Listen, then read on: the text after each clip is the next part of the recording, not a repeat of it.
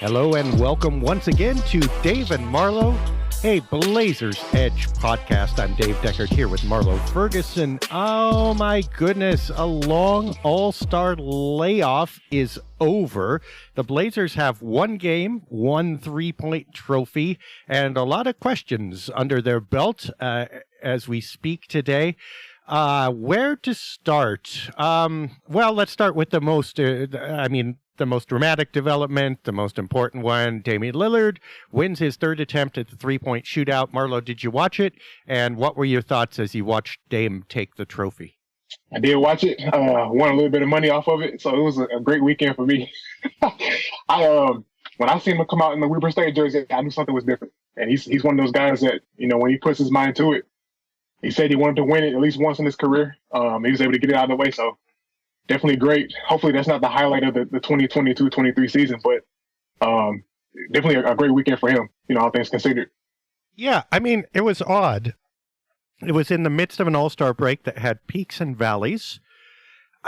I felt joy for Dame winning it. It felt muted in a sense, too. It's almost like a celebration, and maybe this is the whole world, but it was a celebration that was good in an environment that was weird. So, I felt personally great for Dame. I felt great for his kids. I liked the picture of him holding the trophy. He shot well. It was cool beating Buddy Hield by a point. Buddy looked upset. That was good. There was a little bit of real competition there. At the same time, maybe it was lack of star power. I don't know. I have no idea. Just something seemed a little bit off, but then something was off with the whole weekend. It's funny you say that. I hadn't really thought about that, but the star power thing, I can see that being the case. Other than Lillard and was it Jason Tatum, there weren't many, big name, high profile players in this year's 3-point shootout. But I do like the fact that it ended the way it did with Lillard having to hit the game winning shot. It was very fitting, very poetic that he needed to do that. So, very interesting. I was looking forward to seeing Sharpe in the dunk contest right after that. That didn't work out.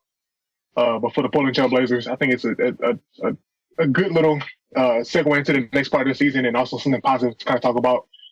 It doesn't really do well for the people that think that he doesn't really win any real awards. He's got the bubble MVP and 3-point contest and whatnot. But just thinking positively, I think it's a good thing for him to bolster his case as one of the best shooters to ever do it. I think all the great shooters have that award on their resume. So all good things there. Yeah. So Mac McClung in the dunk contest was an eye opener. I didn't know. Okay, that's awesome. I need your thoughts on that. Tell me what you felt or thought as he won it. Oh, I thought it was interesting, especially all of his dunks. I remember Reggie Miller saying on the broadcast that he saved the dunk contest. And I could see that being the case. There were a lot of snoozers, a lot of dunks that we've seen, thousands and dozens of thousands of times and whatnot. So seeing McClung bring out some creative dunks, I think that was great. And I love to see players like that put themselves on the map. I think if Shaedon Sharpe were in there, he'd definitely have given him a run for his money, just the 48-inch vertical and being able to play to the crowd a little bit. But the dunk contest is what it is. I think there are a lot of changes they need to make across the board with that. But I've seen worse dunk contests, so I'm not too negative when it comes to that process. Yeah, I guess. It is a show, right? So, look, if it was a good show, I guess it was a good contest. His dunks were cool. I think part of it was his hard-nosed attitude, kind of underdog deal. That's fine. Again, you have, as has been endemic in the LeBron James era, you have players that nobody's ever heard of. The dunk contest has kind of been a way for players who are obscure to step forward. So that's awesome. No one will ever forget him. When they see him, they'll know who he is. I don't know how to say it. Again, it felt like the cultural tides were just washing around in an eddy of the river that we've seen before. And maybe there's nothing new, but it's hard to feel like it meant anything. It's hard to feel like it was really anything to get excited over beyond the moment. And maybe that's it. Maybe, I guess, I missed the feeling that I used to have, certainly as a kid and even when I was older, that, okay, you would tune into the All-Star break to see maybe things you had never seen before, or at least things that were connected to some kind of legacy or whatever, that this is this generation's Kareem Abdul-Jabbar. This is this generation's Michael Jordan, or whatever it is. I don't feel like that came out in any of the Saturday things. I don't feel like Sunday presented any opportunity for anybody to be anything like that, even though Jason Tatum literally broke the All-Star game scoring record. And there maybe lies my discomfort. I think that's well said. It's definitely less memorable than it would be in previous years. Like I can remember sitting here watching in the 80s with my dad, like the Owens, and seeing the Jordan and Dominique, the duels, and they would translate on the court as well. Larry Bird coming into the locker room and telling guys who's gonna come in second. So just stories like that, we don't really get that as much. But I think it speaks to the backdrop of the NBA now. There's a lot more friendly competitions and rivalries. They're not as embedded into the NBA's culture as they used to be. So it's kind of just the way the NBA is now. And like I said, I don't think this is going to be anything that we remember a year from now. Like I don't remember who won last year's dunk contest. And it's just kind of the way it is now. Like get some good dunks, some good highlights, get your followers up, and move on. So it's rough, but I definitely see where you're coming from with that for sure. Yeah, although I should say that Shaedon Sharpe could come in, and if McClung comes back to defend his title, that could be an epic battle. I mean, and I'd like to see that. I'd be surprised if either player or the NBA had that long of a view setting that up, and that's why Shaedon wasn't here. But, that could be cool. Yeah, and it definitely would be. Shaedon's a guy that he's got the skill set to really translate and really make himself a household name. And I had really been looking forward to that. Because with this year's dunk contest, if you weren't like a hardcore fan, you're not going to know Jericho Sims and Mac McClung and Trey Murphy and those guys, with all respect to them. So it would have been a great chance for, Sharpe to kind of introduce himself to the long term, the bigger scope of NBA fans. But we'll see. Hopefully he does that over this next couple of months with the playoff race heating up, and hoping for the best there. Yeah, I mean, maybe we're hitting on it. And let's get to Sunday quickly. I mean, because that was, oh boy.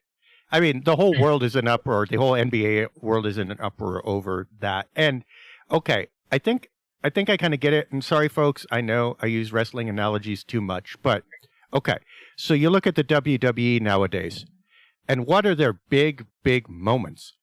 I mean, it's like, okay, so Jake Paul comes out, or Naughty Rabbit, or whatever, that Bad Bunny. Okay, yeah, that dude, like, it comes in and like does wrestling moves in the Royal Rumble, and you're going like, okay, they're more friendly, they're more accessible, but you kind of get the idea that anybody could do it. This is not your dad's WWE, let alone your grandpa's, where, fat, blonde, white guys in diapers were like beating each other up, which, hey, it might not be your cup of tea, but you felt if you met them in the back alley and, said the wrong thing to them, that you would be beat up too. Okay. The old NBA, okay, we held these events and these players in awe. Nobody thought that they could take on Michael Jordan. Nobody thought that they could even step on the court with half of these players. Now, I think that's still true, but it's still true in a sense. But you know what? You look at Sunday's All-Star game and you go, okay, this is accessible. This is friendly. This is a lot of offense. You don't have to know anything to know what's going on. But literally anybody could step on the court and score under these conditions. We wouldn't do it as fancy, but literally they turned the game into something that any YMCA hack could come in and score 20. So what does it mean when Damian Lillard scores 25? Am I excited? No. I still remember Brandon Roy taking over an All-Star game or two, and I was thrilled about that.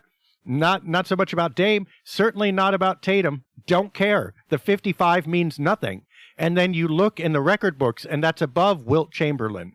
And that's above Michael Jordan. And you look, as I wrote, the top 12 performances, 9 of them have come in the last 10 years. So what do these mean? It's like grade inflation. It's point inflation. It just, you have no history. You have nothing to track. And part of it is frustration about not seeing something new. Part of it is feeling like they're burying any sense of nostalgia you have. But part of it is like, if that's what you're going to do, why not just let anybody do it? Yeah, I can pick up what you put down there. I think it's the same way with the NBA today. 30 points aren't created equally. You know, it's a lot easier to do it now than it was in the 90s, in the 80s. And the talent level in the NBA today is just fantastic. So you don't want to get that part of it, you know, misconstrued or whatever. But I agree with the wrestling analogy there too. Feels like there's a lot more spots, you know, as opposed to storytelling, the rivalries and whatnot. The guys change teams so many different times. So I can ramble on that for a minute, but I think it's well said. You know, it doesn't feel the same. We're looking at the NFL, different sports like that. It's the same thing. The All-Star game really doesn't feel as special as it once was. So maybe they can look into incentivizing different things to make players want to play harder, designating special position groups or defenders, passes, whatever it is you want to do. But right now, it's one of those things where you just watch it with the family, and you don't really put too much stock into, you know, numbers and whatnot. Everybody's going to get the numbers. Everybody gets open shots. So it's tough, but, you know, as a basketball fan, you take what you can get. So it's fine with me. Yeah. So do you have any ideas of like what you'd like to see, or how? I know everybody has ideas to fix it, including me. I'm curious as to your thoughts. What do you think needs to be done, if anything, or should they just let it go and go, okay, basically what's going to happen is the celebrity game and the all-star game are going to look the same, just with differing qualities. And literally you could port those celebrities into the all-star game and have the same thing, you know. So how do we prevent this, or, you know, do you think we should? I think if I had to pick, I'd say incentives would be the way to start. And I'm not sure if you can go with money with that, you know, because everybody in the NBA, they're rich already. So, but maybe you incentivize the MVP gets, you know, something for their team, you know, maybe a special scheduling break or something like that, just to get guys motivated to play, and put something like that in there. I'm thinking about like the old All-Star games I used to watch. You know, I'd like to see them, you know, appeal to more than nostalgia where, you know, everybody's got their own jersey on. Maybe you incorporate the WNBA, stuff like that. But I think the biggest thing is just if you get players playing for something that's more long-term. Like I think in the MLB, they used to do where they home field advantage has something to do with that. I'm not sure how it goes, but something like that to just give people more of a reason to play harder. I think that'd be the big thing that I would focus on. Yeah, me personally. Yeah, I mean, that's the avenue I think that most people are taking. I don't think you can incentivize it enough without ruining the game. Like you said, money's kind of out. And I think having real world consequences, I mean, it doesn't matter too much to most players because they don't envision themselves making the finals. And I don't know. My thought, you probably didn't get to read the piece, it was long, but you split them up into discrete teams of 5. So you have 15 All-Stars, and you play 5-on-5. Each team faces the other team twice. So you have your starters face the other starters twice, once in the first half, once in the second. And instead of playing timed, you play to 20, right? So that here's what happens is that every possession the other team scores shortens your time on the floor.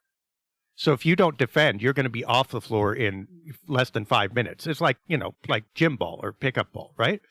And then once everybody's played, the side that got the advantage, you could play for 20 one more time. This time all 15 players are involved. The coaches can sub anybody on the floor instead of keeping your discrete teams of 5. And then the team that won the earlier preliminaries gets a point advantage in the last game to 20 to see who actually wins. And I think limiting possessions or making possessions more valuable and leveraging, okay, I might not care about the event. I might not care about history. I'm just trying to not get hurt. And you still don't want people hurt, but you want them playing for something or playing a little hard. You know, I still care about my time on the floor. I'm not going to go, you look at Julius Randle's kid, which was its own thing. I mean, I thought that was exploited by the camera. I thought that was, I was kind of meh about most of that coverage. But, you know, you brought your kids and stuff like that. You don't want to bring them somewhere to see you play for 2 minutes because nobody's defending. So you get a little bit of defense. And also the whole points thing. Like, I know it's going to change the structure, but at least if I'm the point guard and I know my team only gets a limited number of points, I'm not going to give them all to one dude, right? And especially if I don't get to shoot because I gave them all to one dude. So you distribute the ball a little bit, you make defense come back a little bit, and you also have all the players playing. You know, right now, what does it matter if you play? I mean, you don't even know if you're going to play. You're going to get a few minutes. Who knows when? And even if it's timed, who knows what will happen in those few minutes, or if you'll ever touch the ball. Okay, if I got 5 players and you've got 5 players and we face each other to 20, we know exactly when and how we're going to play. We're going to need all 5 of us. I'm responsible to a small number of people, not a nebulous team of 12 with a coach I don't even know. So I think there are a lot of reasons to do that, and I think that would be a simple fix that would bring back some competitiveness to the game. I think that's creative. I thought that's what the NBA was going to do with the whole Elam ending thing, where you get the fourth quarter and you got to get 24 points and whatnot. So the value on possessions, I think, is definitely a key situation they've got to figure out. But I think every idea should be on the table. So even your idea, I think, you entertain that.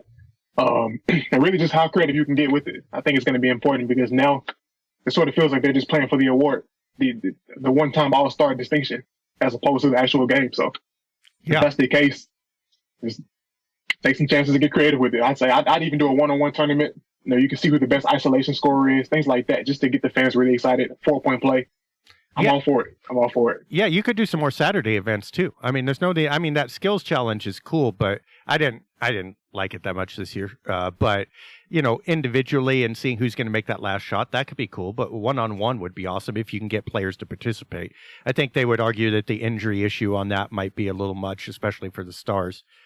But yeah, let them play playground style, and basically, whoever wins doesn't keep the court, but whoever wins grants an advantage. The other thing about that too is that I had 15 reserves, right? Not to hype up my own idea, but I think this is really cool. I'm sorry, not 15 reserves. You have 10 reserves, 5 starters, still voted on. So the starters got to play the starters, no matter who the fans vote on, which is just hilarious. Like, what if this team is a weird kind of 5-headed octopus of a team? They still got to go out there and play. You voted them in. Congratulations, right? But you got the 10 reserves that now the coaches have to split up into 2 teams of 5, which can't intermix until the final round. So, like, the discussion over who should be picked, like, how should these 10 players be separated to get best advantage for your team and create disadvantages for the other team? The coaches on the other side don't know how you're picking until it's revealed. So how do they strategize to prevent what you might do? Like, and do you put like your 2 7-footers on the same team to create twin towers or whatever? And again, you got to run out this team and you cannot change it. And they have to play the other team's second team and the other team's third team.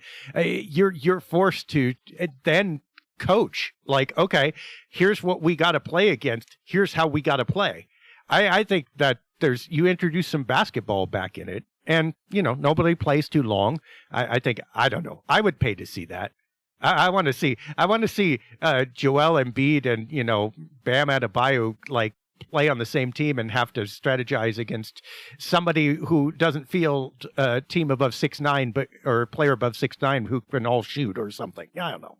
Anyway, I'm all for it. I think it'd be great to see the strategies behind that matchup hunting. If you get a chance to targeting 2 different bigs, and the way you say it, you'd be able to incorporate the post game back into that too, as opposed to players just coming up the court and hoisting up a 40-foot shot. Like, nobody really enjoys that. Unless it's Damian Lillard, of course, but it's not really enjoyable unless you can, get all of the different levels of basketball in there. So I like the idea. Right. I'd vouch for it. Yeah, can you imagine that? I mean, a coach is sitting in there in the locker room going, okay, we've got 2 7-footers on our B team, and they've got all shooters. So here, Nicola, you remember the sky hook? You're going to throw one of those. We're going to throw it back to 1978 here. And imagine the roar of the crowd if they posted up Jokic and he tried a skyhook. And, Dame could still shoot from half court once, but he's not going to loft it. He might do it for fun, but in a game to 20 where the other team can beat you off the court, you're not going to sit out there and shoot 5 40-footers. It's just your teammates themselves would get upset at you. It's like, dude, okay, I'm here too, right? So, I don't know, could be fun. Anyway, I suggest the NBA take a look at my writing, as usual. Anyway, so the Blazers come back from the All-Star break, and we get weird circumstances. they've rested for 9 days now. First of all, they get stuck on the tarmac in Portland in a blizzard and cannot get out to Sacramento. So anything from the tarmac wrap or anything that you have to talk about with all that stuff, it was a thing. The only thing I've heard and seen on Twitter was that there was a Milwaukee Bucks fan that thought that Lillard was talking about Drew Holiday as opposed to Drew Eubanks. But other than that, that's the only part of it I've heard so far. But knowing Dame Lillard and his rapping skills, it's probably a good song. I've got to listen to it. I haven't heard it yet, though.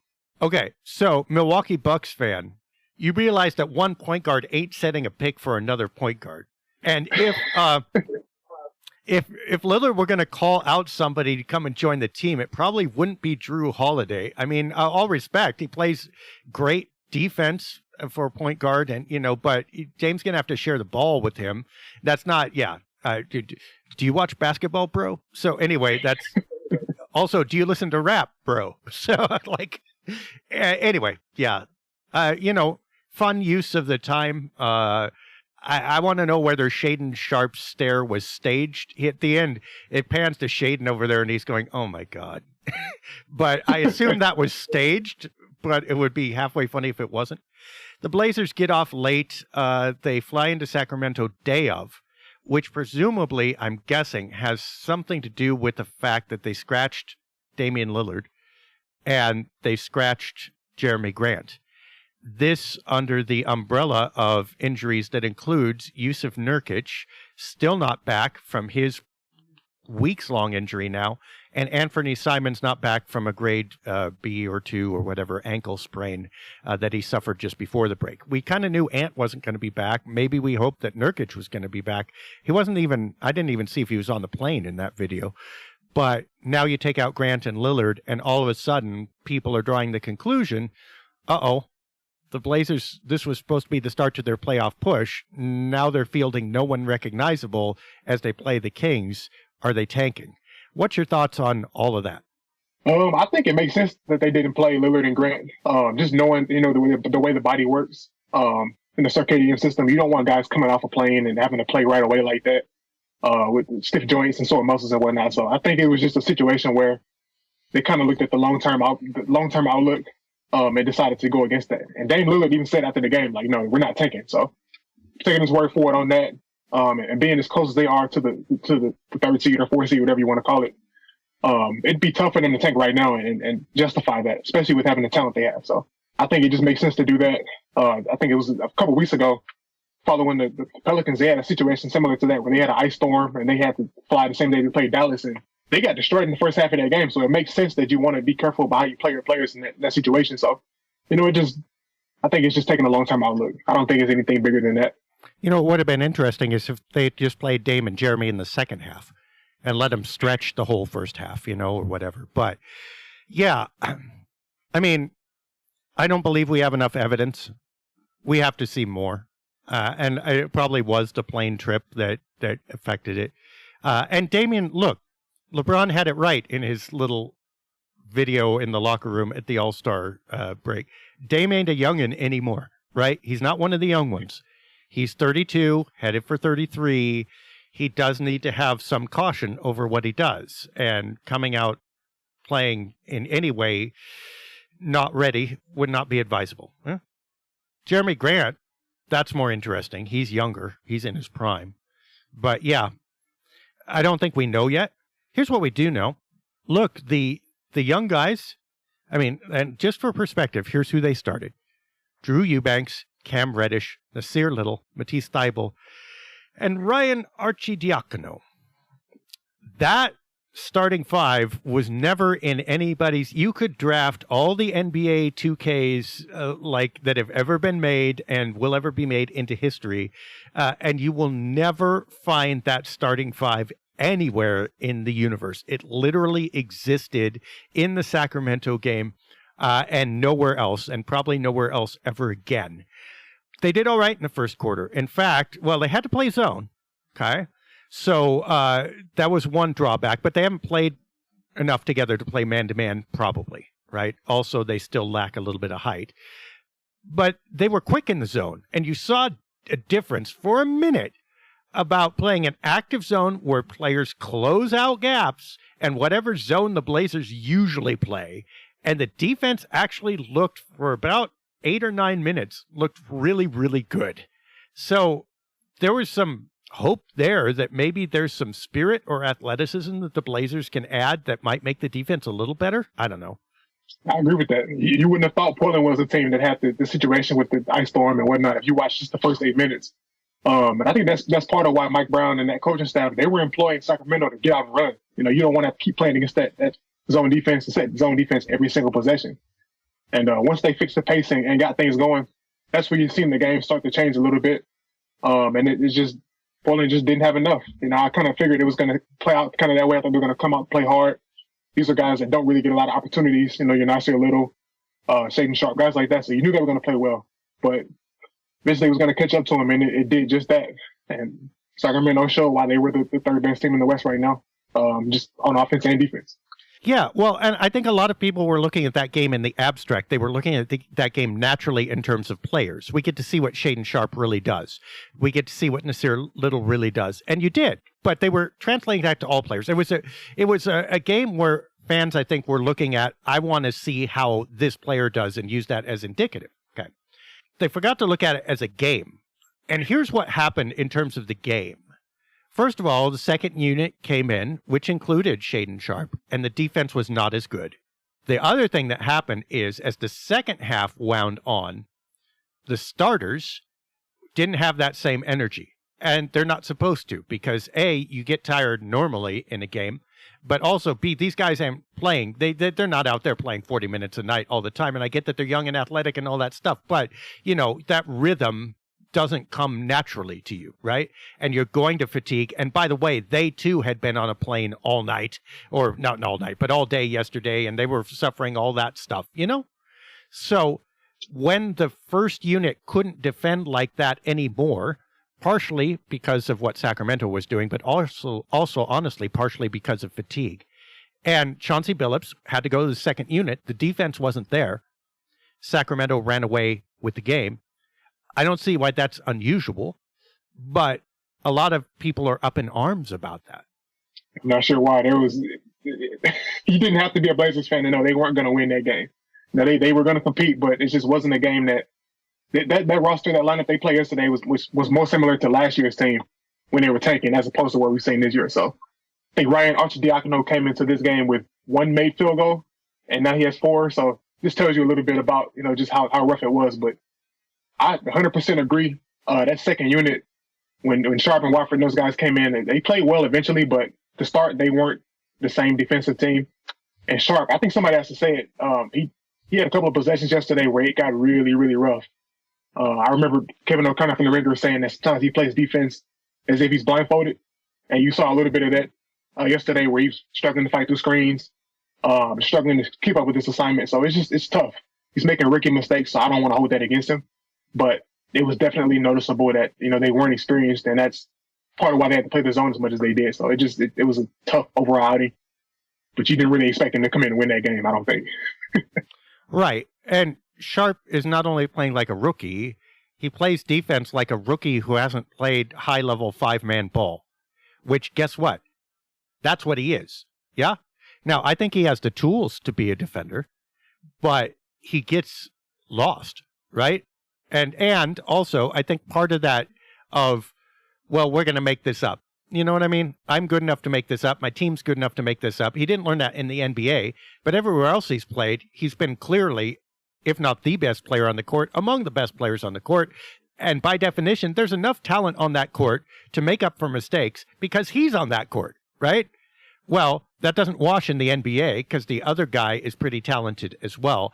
And you let 2 or 3 plays go by, and all of a sudden that costs you 6 to 9 points.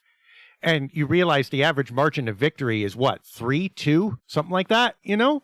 And you go, okay, literally the 3 times that I looked the other way and thought we'll make this up are more than that margin of victory. That's what coaches are seeing. It's not that they don't play with mistakes, but, you know, analysts and whatever are going like, that really hurts, where Shaedon Sharpe, I think mentally is still going, that's just Tuesday, you know? And it's like, okay, that gap has to be bridged. You wouldn't expect it to be bridged yet for the amount of time he's played with the Blazers and the amount of time he played competitive, organized ball at a high level before he got here. Yeah, I think that's well said. He's going to figure it out. Like you said, the margin of error is just much tougher in the NBA. And I will say this, on offense, you know, he shot 4 for 14, but I think that the decision-making and some of the choices that he made, especially as an off-ball player, I think were really, really, really sound. The execution isn't always there, and sometimes even though he'll airball shots or miss them pretty badly, but when he's cutting, he reminds me of a wide receiver in the NFL, you know, where he's able to find soft spots and cut off his different cuts to get into different angles to score the ball. And I thought that was part of the reason why Sacramento struggled so often early on. Was just on those pin downs, they were trying to switch, and Portland was getting them up quick. So that's huge. And I think with Sharpe, that's just an area that's going to continue to get better as he, you know, grows and develops into his game. But it definitely stood out to me at the first part of the game. Yeah, two areas where he's gotten better, I think. They're exactly like you mentioned, off ball, where he's, I think, dramatically improved, knowing when to cut, where to cut, and how to make it easier for his guy to get him the ball. The other, I think, is knowing where to pull up, where to get his shots, right? And you see him going to more defined ranges, and he's always looked confident on his release, but now he looks a little more confident and practiced. Now, again, he shot 4 for 14, 1 for 5 on threes, so it didn't show up, but his shot is still good. I mean, you don't argue with him. One area, well, really two areas where I have quibbles with him still. One assist, and I'm not saying he's a point guard, right? But hey, you know, he's a little bit of black hole right now, right? And the defense can key in on that. Then they might not be able to stop him getting the shot off, but they can make it tough on him. Also, 0 free throws. And yeah, he dunks, but he dunks on straight line, wide open looks. You don't see a lot of him going in, drawing contact, getting foul shots. And that should be a huge source of points for him or opportunities for him. And he's just not getting those. Everything's either a 3 or a pull-up jumper without contact.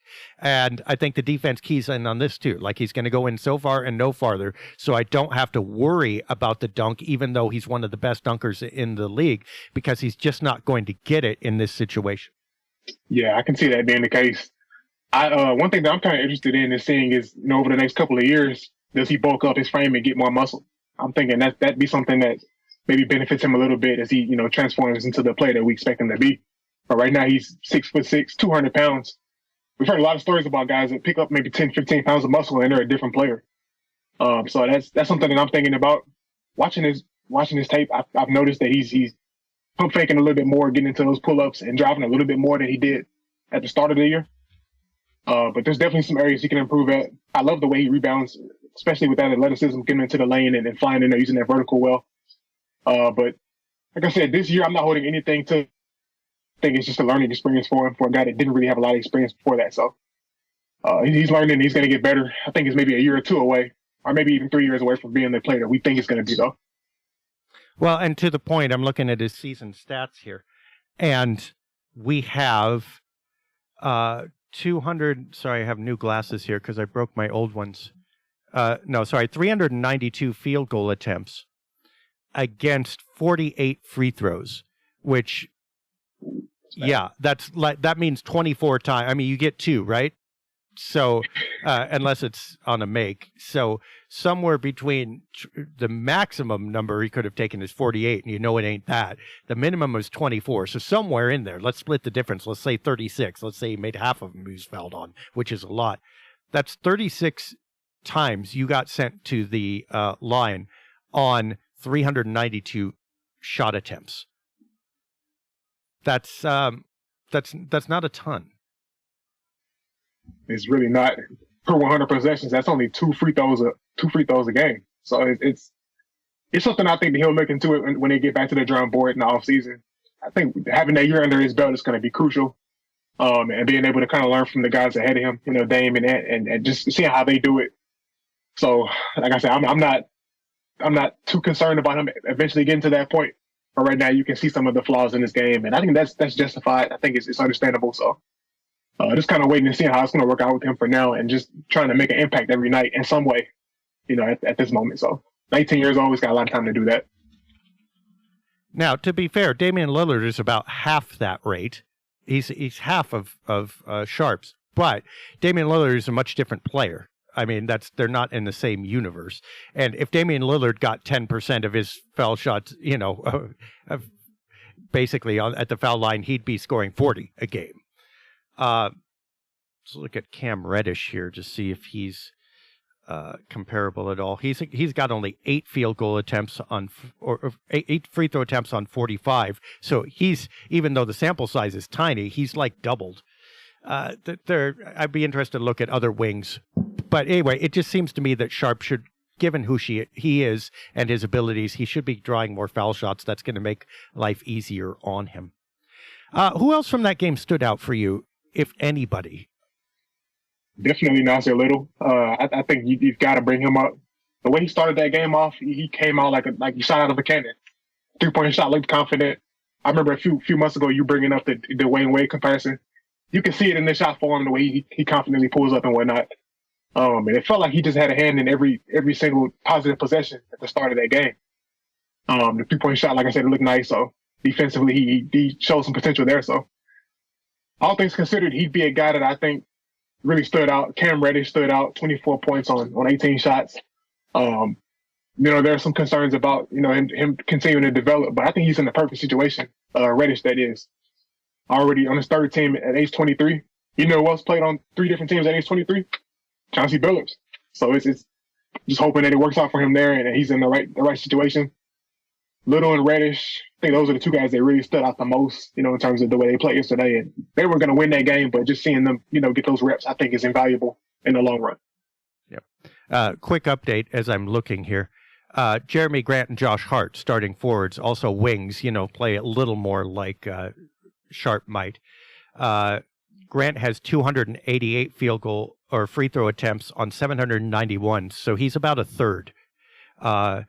And Hart had 119 on 363, also about a third, right? So they're about 33% free throw attempts to field goal attempts, and Sharpe is 10.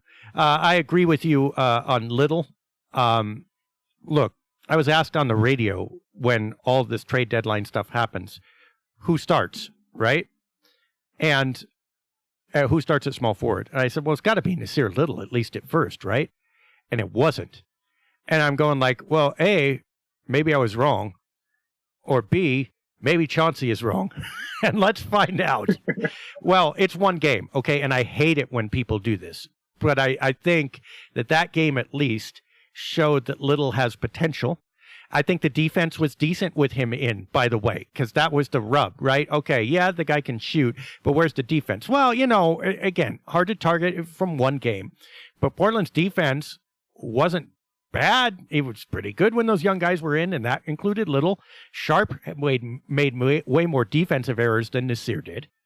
And Little didn't kill the defense in the end. So I don't know where that exactly is coming from, but I think whatever you say about Little, you can say about Sharpe, and Sharpe plays. So I think Little deserves more of a look. I thought he did before this, and this game kind of shows it. Yeah, I'd agree with that too. And I was kind of worried he was going to end up getting traded at the deadline. And I thought that would be a mistake. Every time he gets opportunities, he does this. He shows you what he can do. In the long term, I think defensively, we've seen a little bit of him, being a little bit over-engaged sometimes where he gets blown by on occasion, but his game continues to improve. I think that he definitely earned this opportunity to play today or yesterday, and you saw what he could do. So hopefully he just continues to build on that, and I think that he deserves to be the starting small forward on this team in the meantime. In perspective, 10 for 19 field goals, 5 for 9 from three-point range. He's not going to do that every night. He's not going to get that many shots. But you know what? He was releasing that ball as aggressively and smartly as we've ever seen it. By the way, also 4 steals. And he got a block and 2 assists. So, I mean, this was not a bad outing for him. Now, Reddish, he got 2 steals and 4 assists, which looks pretty good. But Reddish also has 5 turnovers. And to me, I mean, I was not as impressed with Cam. I mean, sure, he deserves more of a look too, but I'm not looking at his 24 points like I'm looking at Nassir's 26. Cam's like, okay, somebody's going to take those shots. He took a lot of them. He made some good plays. He made some bad plays. That was the type of play that I think you can't afford if you're going to make a playoff run. He's got to go down the order a little bit and come in and provide some of that instant energy and defense in limited minutes. Whereas I think Nassir gets the bigger ones. How about Thibault? Did you get a chance to see him much, and what did you think? He made some really good defensive plays. I'll say that. I didn't really see a lot of him in terms of the offense goes, but when he first came in, we talked a lot about the deflections and whatnot. He had a hand in a lot of different plays in that game. Like, I remember one in the first quarter where he was able to tip a pass, and I think it was maybe Terrence Davis that caught it. And the way he caught it, it was so unorthodox that he ended up traveling right after that. So just impact plays like that. He's really shot the ball well for given what we kind of expected from 3-point range thus far. I'm not sure how sustainable that is, but I haven't had many gripes in terms of the way he plays right now. He's not a guy that's going to take a lot of plays off the board offensively. So doing this role, playing this role really well. Was it 7 steals over his first 3 games with the Blazers? So you look at that and it's a positive, I think, all things considered. So yeah, not bad. I mean, again, we need to see more. I don't think he's the answer. Like, people got real excited over him, and it's too one-sided. I could see making use of him. I'm not mad he's on this team, not at all. But he's not even Josh Hart, let alone what's going to solve the Blazers' problems. 2 things I think showed up in spades here when you took away the top blanket. Number one, Blazers don't have a lot of players who can pass. Okay, so one of the silliest arguments that I saw was, well, why is he playing Arcidiacono so long and Shaedon Sharpe so little? Well, okay, you might have an argument about Sharpe, although we covered that a little bit. But because Arcidiacono is the only guy who can pass. I mean, literally, there's nobody else. If you take away Lillard and you take away Simons, the Blazers got nobody. Nobody who can, they shared the ball. It's not like they were selfish about it, but just making a play, especially off the dribble, it's just not there. The other thing is the tragic continued lack of height and big guys. I mean, they got pounded on the boards eventually.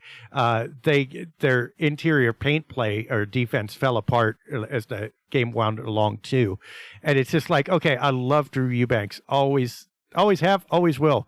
But you take away the protection that Eubanks has around him of veterans, and his lack of size and bulk really show.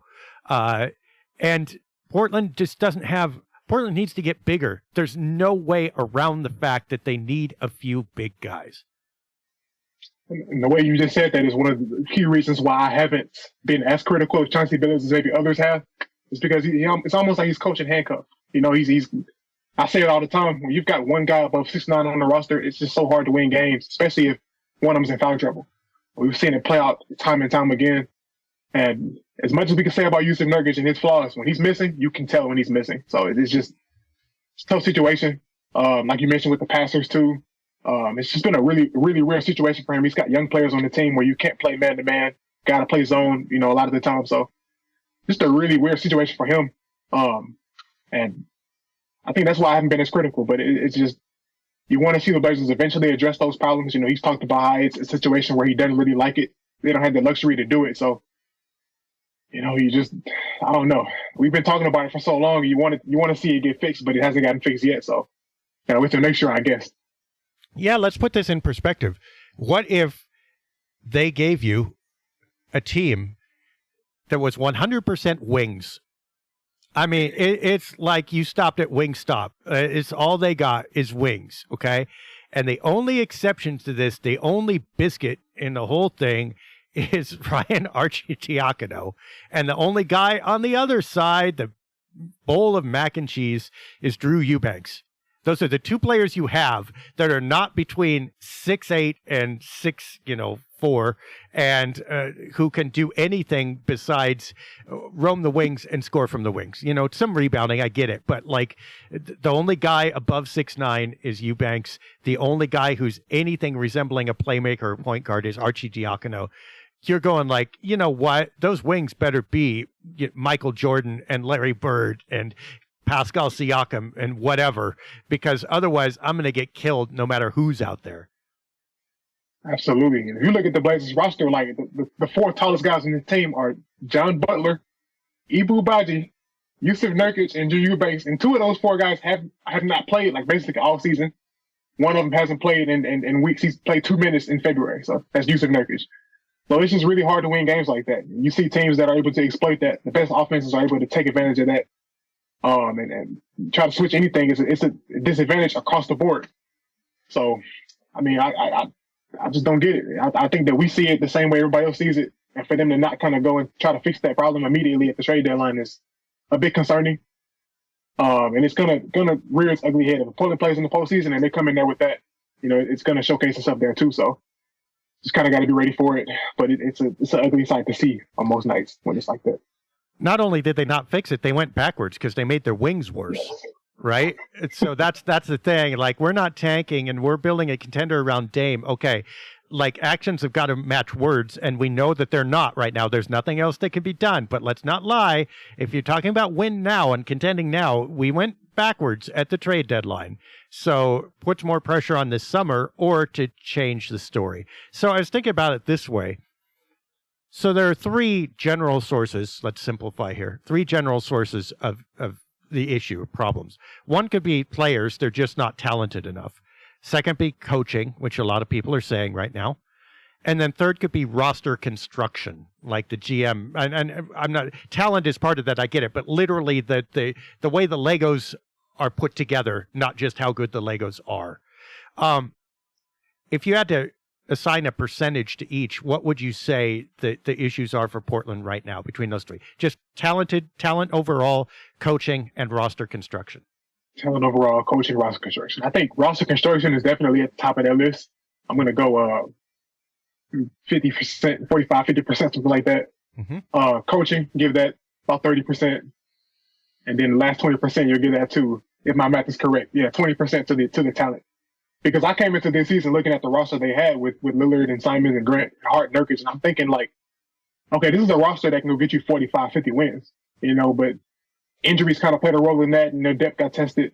And I think that's where you really see the issues is when you got all of these guys on the bench that have never played together, number one, and number two, they're rookies, so it's doubly tougher. So I think depth and roster construction go hand in hand. So I'd put those two, at the top of the list. But talent-wise, I think they definitely got the talent to do more than they've done. I think they sort of underachieved a little bit, but just different circumstances have kind of tested their hand, and they haven't really responded to it as well as they could have, I would say.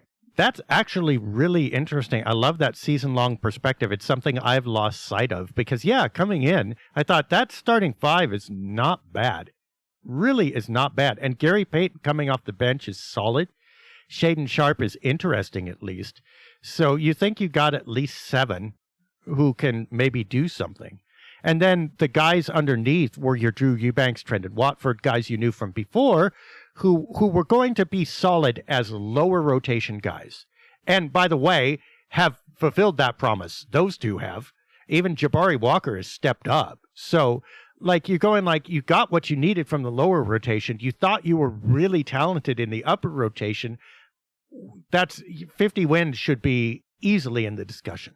Right. And if you get hot, maybe even more, they start 10-4, which ups that, expectation quotient.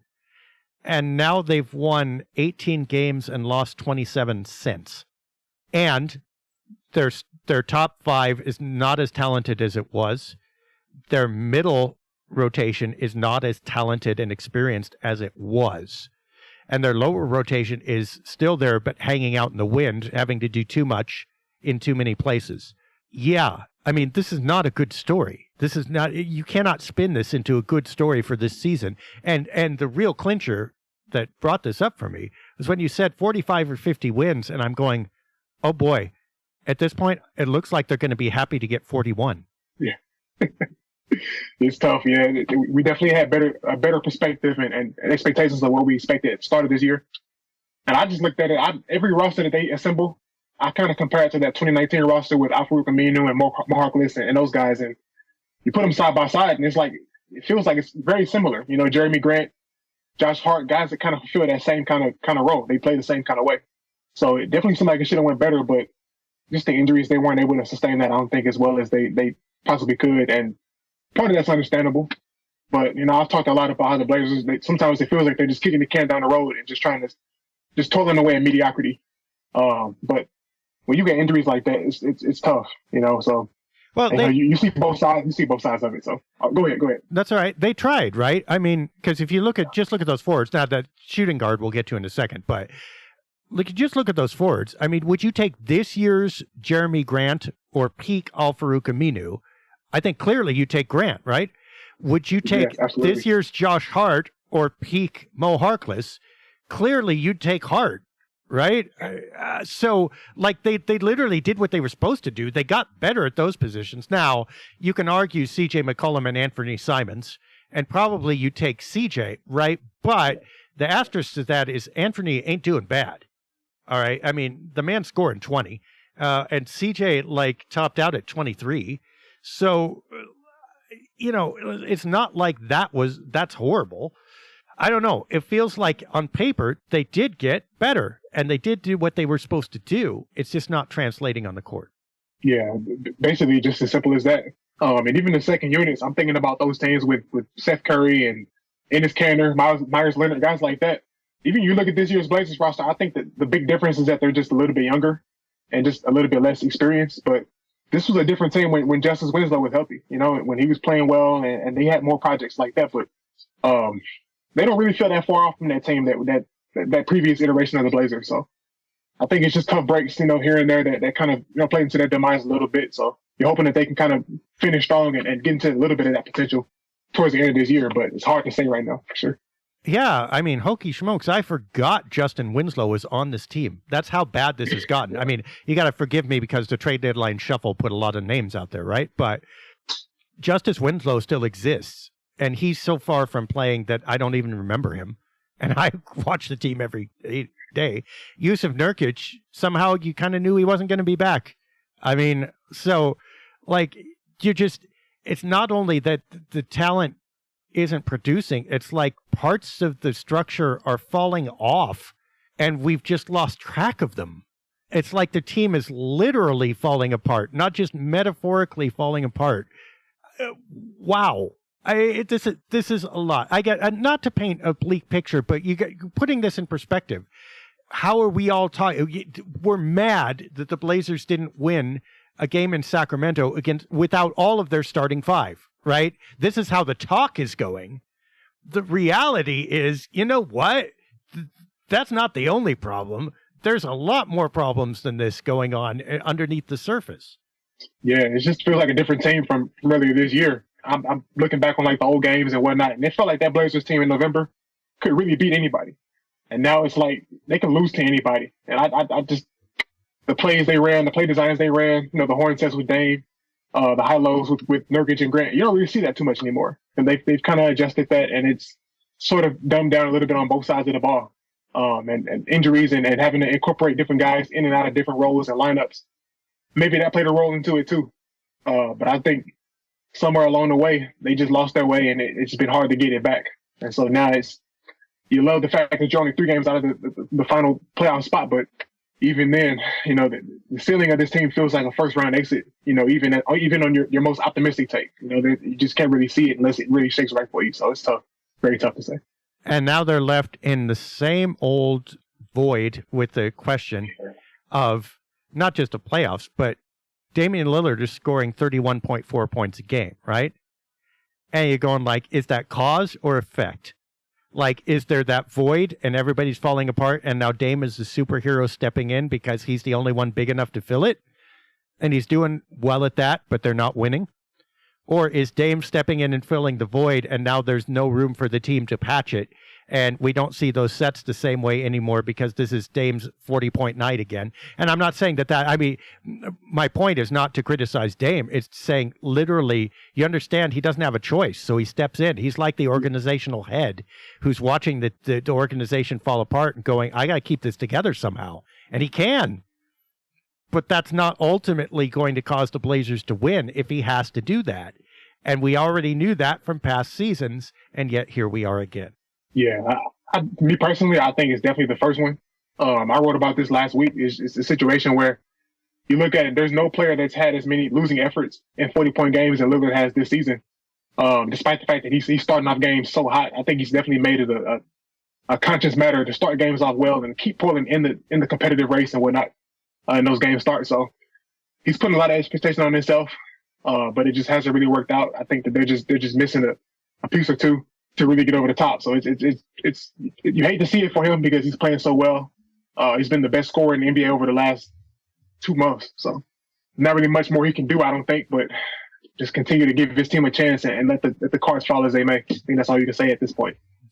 All right. Well, let's see how they're going to fall. Sunday, the Blazers have the Houston Rockets at home in if they lose it, the tank accusations are going to go through the roof game.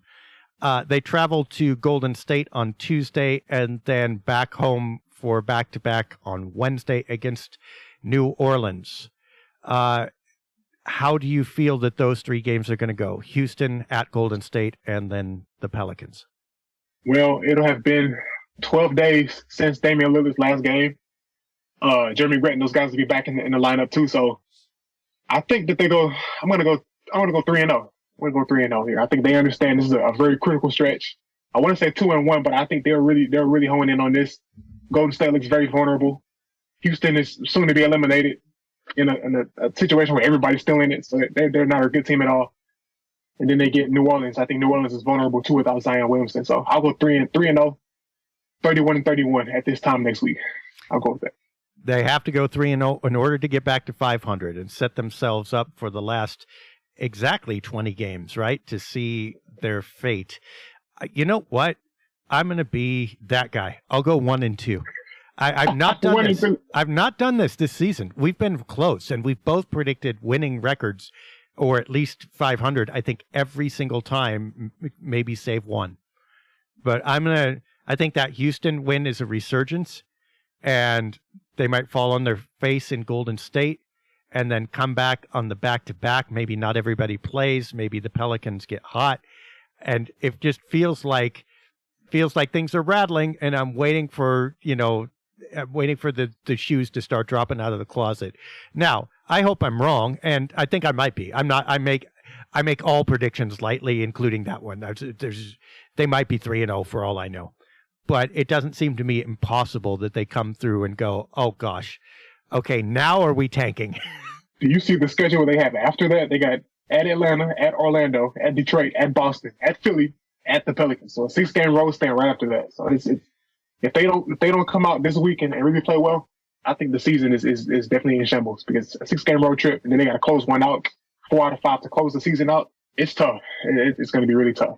It wouldn't be impossible. It would be very blazery to go 1-2 this week and go, okay, they're tanking, they're out of it, they're done. The 6-game road trip, they're going to get killed. And then they go on that 6-game road trip and drink some of that, like, juju. And, it's like, they're like, okay, we went 4-2 or 5-1 on this road trip, and now we're back. And it's like, okay, but what about the 1-2 before? I mean, you could have won and now you're back, and you're back to 500. That's what you did. That's what back is. And it's so blazery. Just like, here you go. Look at this. This is shiny. It's like, yes, but it's shiny, and you put it all together, and it makes the same 75 cents that you always had. You're just shifting around the quarters in your hand to making them look good. It's like, okay, we'll see. Anyway, that's way too far to predict, but we'll see who's closer this week. Any last thoughts saying goodbye to the All-Star break, or any thoughts, anything we've missed? I think the biggest thing is that I'm just really looking forward to this Dame versus CJ matchup. Wanted to see it earlier this year. It's going to be emotional in Portland. Really looking forward to that one. But other than that, I can't really think of too much. It's really excited for that game, though. Yeah, ESPN wants to see it too. That's where it's going to be. So this ought to be interesting. All right, for Marlow Ferguson and Dave Deckard, we are skipping over 2 games in order to get to the New Orleans matchup. Hopefully the Blazers will allow that by winning both. We will see you next week to see whether we should all party towards a playoffs resurgence or moan and cry over the impending tank. Either way, we'll see you in a few days.